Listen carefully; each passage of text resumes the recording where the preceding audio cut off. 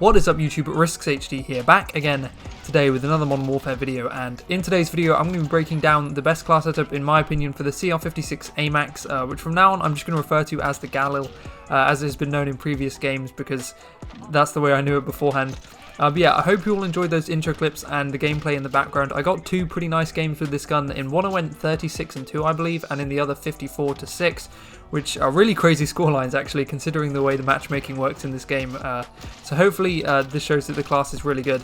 But yeah, I'm trying to find a nice balance at the moment between making my videos the right length and not cutting out too much gameplay. What I mean by that is I don't want to make the video unnecessarily long by just showing the entire game, but at the same time I do want to show you guys the way I rotate around the map, because I think that's kind of important if you're trying to improve your own gameplay.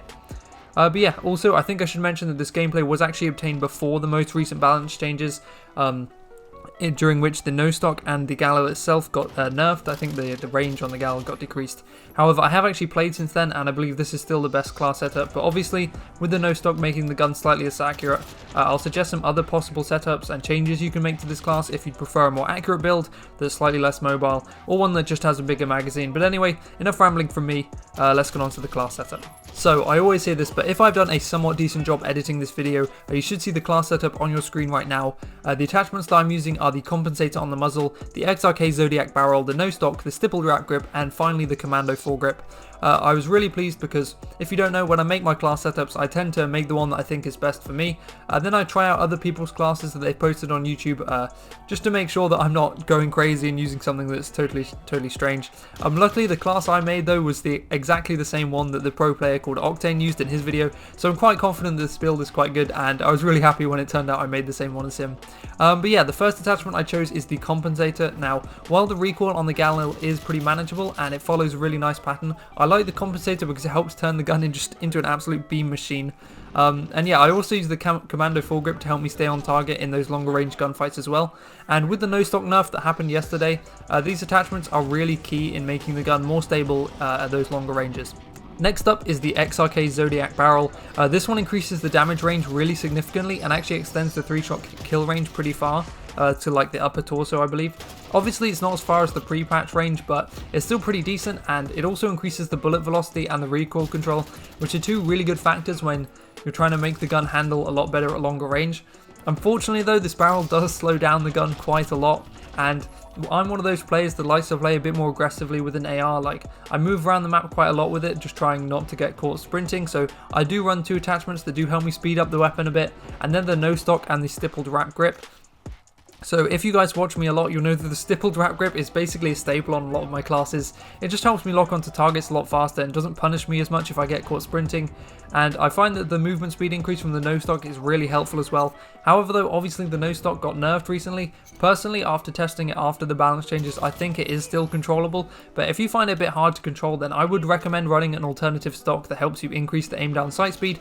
I think the two stocks that can help with that are the CR-56 Exo and the FSS Close Quarters stock. I may be wrong, but I believe those are the two ones. So yeah, I guess you'll just have to try both of them out, pick which one's best for you. Obviously making your classes just down to personal preference really. But yeah, that's what I'd recommend.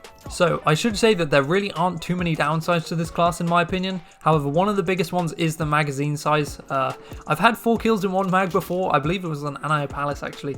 But most of the time you'll only be getting 2 or 3. So you do need to be quite conscious of how many bullets you have left and when you need to reload. So if you think 30 round mags aren't quite enough and you can't really be bothered to focus on that, then I would recommend taking off the no-stock attachment, which will make the gun slightly slower, but then adding on the 45 round magazine again, which does make the gun slightly slower still. It will make you have to reload slightly less. Alternatively though, instead of making it slower by adding on the 45 round mags, you could just run sleight of hand perk. It has no downside, and when you do need to reload, obviously you can reload faster, but it does mean that if you run into like 4 or 5 people, you're not going to be able to gun them down in the same way that you could with the 45 round mags. But obviously again, that's just down to personal preference, whether you'd rather an extended mag or faster reload. Apart from that though, this class is really good. I find that it's really versatile and very effective at most ranges because it's got that pretty good 3-shot kill range, and with that it's pretty hard not to be effective. Also, personally, I think that the iron sights on this gun are really good and just really clean, but if you dislike them or do need to challenge longer range gunfights, then I'd recommend taking off the compensator or the no stock and just running an optic of your choice. Obviously, if you take off the compensator, then you're going to end up with more recoil, which is a bit unfortunate, but if you're one of those slower players that just plays a bit slower, then mounting is a really good option for you on just like a wall or whatever, and if you mount, you just kind of have no recoil anyway, so the compensator is a bit pointless. At the same time though, no stock does make you a little less accurate, so if you're someone who finds it a bit challenging and you want to run an optic instead, then that's perfectly viable as well. However, with that being said though, I think the iron sights on this gun are just fine as they are. They're really good, so I'd recommend trying to stay away from an optic if possible. I think I should also say to you guys though that this class was definitely designed for multiplayer and not Warzone. On Warzone, you definitely want to run the 45 round mags because everyone there just has so much more health. There's no way you're getting the job done with 30 bullets. Like, if you encounter 2 or 3 players, you're definitely going to need 45 round mags, and even then you might just struggle with 45 rounds.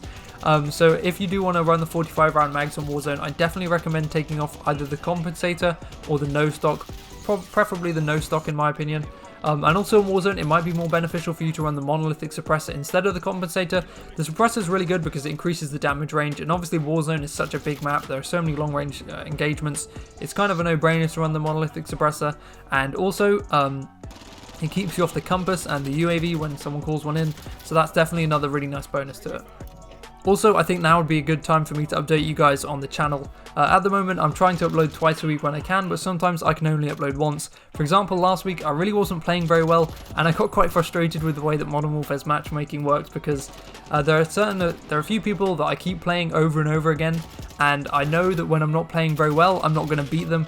So I was just getting quite frustrated because I wasn't doing as well as I should have. So frustrated with myself because I'm not performing very well, but also frustrated with the matchmaking because it would just for some reason would not put me in easier lobbies, even though that's what it should be doing in Modern Warfare.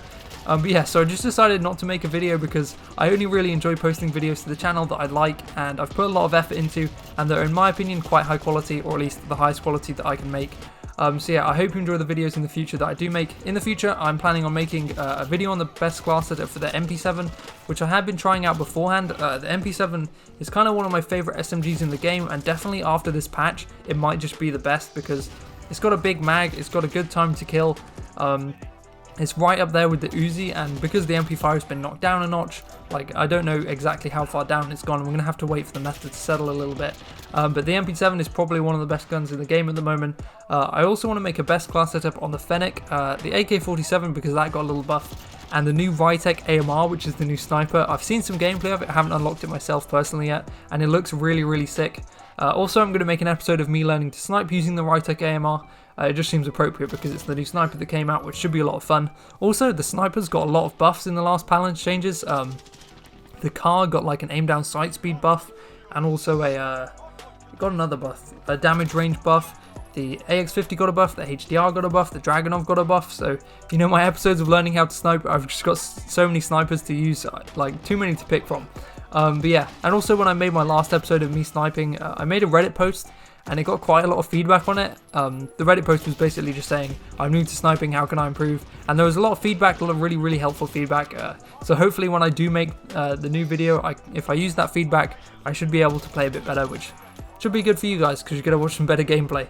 I also just wanted to say thank you to all of you guys for the continued support on the channel. It really means a lot to me and it's greatly appreciated, more than you guys know. And I know what I'm about to say sounds really weird, but when I see a positive comment, it always makes me feel good knowing that somewhere, somehow out there, I have helped someone manage to play better or just in some way improve their day. I know that sounds so strange, but it's a really cool concept to me and I just find it so awesome. But yeah, let me know what you'd like to see on the channel in the future in the comment section below. Drop a like and subscribe if you did enjoy the video, and as always, this has been RiskzzHD, and I hope you legends have a fantastic week.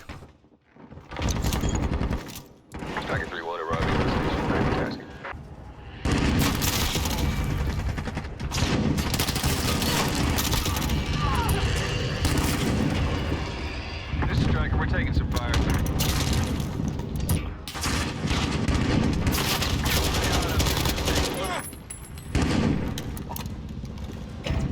Got the hard point. Heads up, we've got a gunship on station. Hard point lost.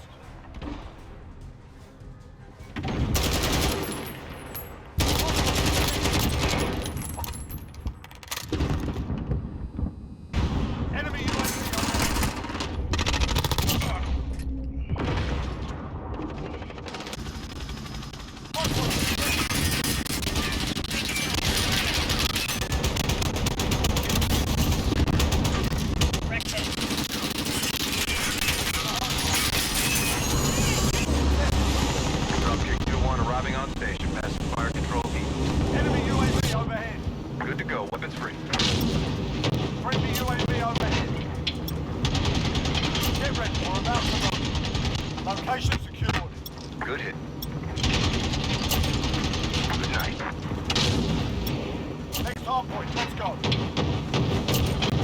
Good kill.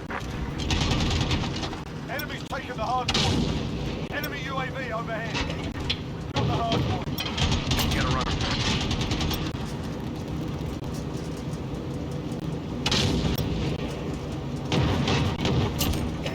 Boom. Nice shot. We are bingo fuel heading back to base. Hard point contested.